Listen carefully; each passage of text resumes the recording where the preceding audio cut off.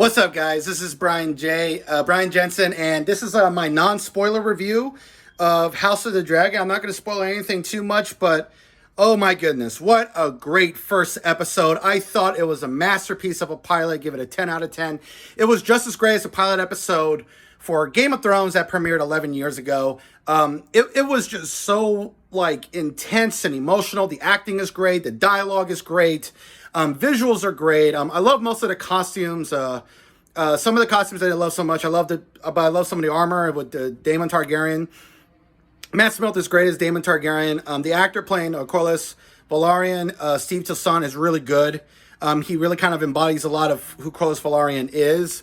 I know people were upset about the diversity casting, but they're going to explain in a way that I think is going to make a lot of sense. They'll just, say that the Velaryons who married the Targaryens in Fire and Blood, well, they weren't Velaryons. They were just either other Targaryens or other royal houses or whatever. And I guess they'll say Aegon's mother wasn't a Velaryon, but a Targaryen, or maybe she was half Velaryon, half Targaryen. Who knows? But I do love the intensity of the episode and how violent it was, especially so violent and gnarly with Daemon Targaryen and the Gold Cloaks when they start going off and they're basically cleaning up the crime in King's Landing. I mean, it's gnarly, it's crazy. They're chopping off hands and stuff, and there's this guy who was a rapist. They chopped off his penis. I was like, dude, this is crazy. This is awesome. I love reading about the Gold Cloaks in the Fire and Blood book and seeing it being adapted for television, for the screen in such a violent, intense, and grotesque way was so much fun.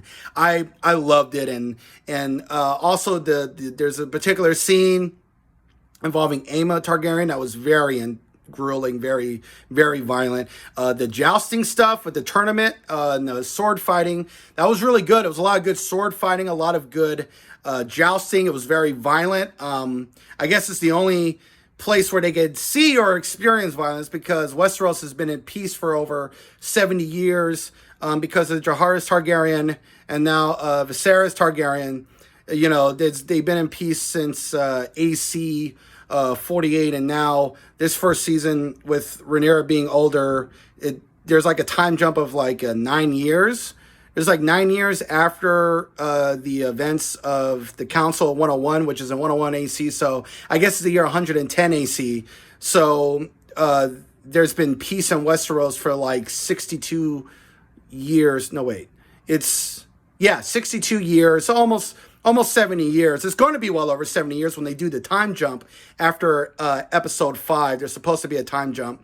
And so it will, in AC 129, it would be about 80 years of peace. But it was great. I loved it. I give the first episode a 10 out of 10.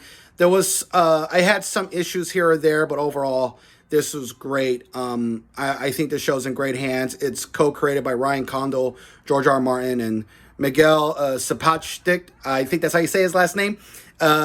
Forgive me for saying his last name wrong, but his directing in this first episode was great. I wish he was directing episode 3 because that's the episode where we're supposed to have the Battle of the Stepstones, but I'm fine with with him directing this episode. I wish he was directing at least 4 or 5 episodes, but I mean, these are new showrunners. They're not going to hog all the stuff. They're going to share, because that was a problem with Dave and Dan in Game of Thrones. They were just trying to do everything and they had no experience, but that's a different story, a different video. I give the pilot episode a 10 out of 10. This is a great show so far. And this is my non-spoiler review of House of the Dragon. This is Brian Jensen. I'll talk to y'all later. And I'm going to start my live stream very soon. I'm going to start my live stream now. So talk to y'all later. Talk to you in a bit.